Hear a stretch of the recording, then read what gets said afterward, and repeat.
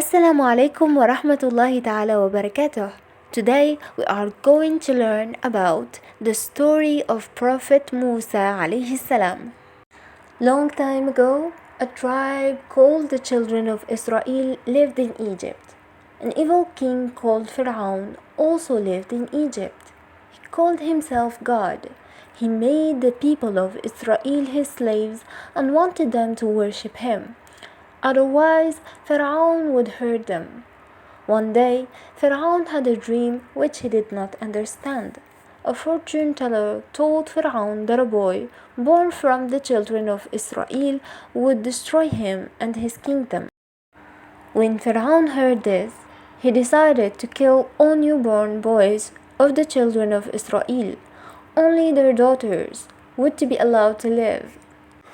Musa alayhi salam's mother was worried that Pharaoh would kill her baby.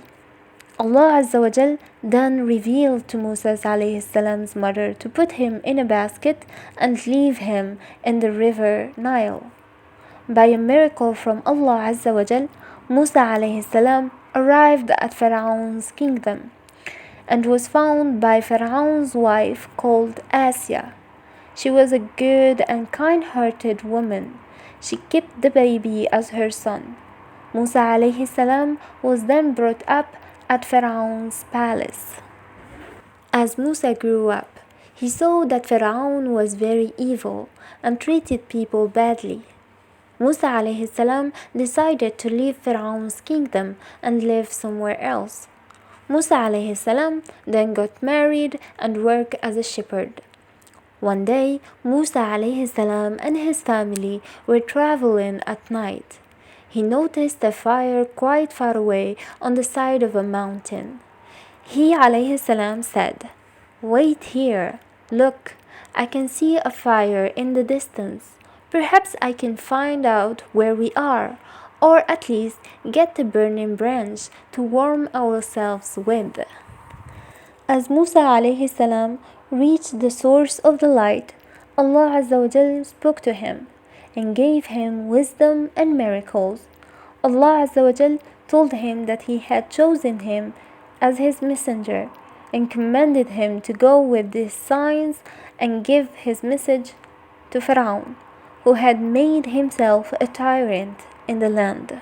When Musa alayhi salam went back to Pharaoh with the important message from Allah Azza wa Jal, Pharaoh became very angry. He shouted, "I am the most powerful king on earth. If you disobey me, I will throw you into prison." However, Musa alayhi salam was not scared and continued with his important message. Prophet Musa alayhi salam showed them his miracle. He threw down his stick and it turned into a big snake.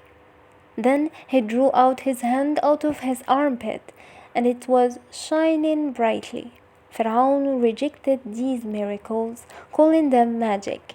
Pharaoh called his best magicians to defeat Prophet Musa alayhi salam. When the magicians threw down the ropes and sticks, they looked like snakes of all sizes. Musa alayhi salam was horrified as the snakes seemed to coil and uncoil around him.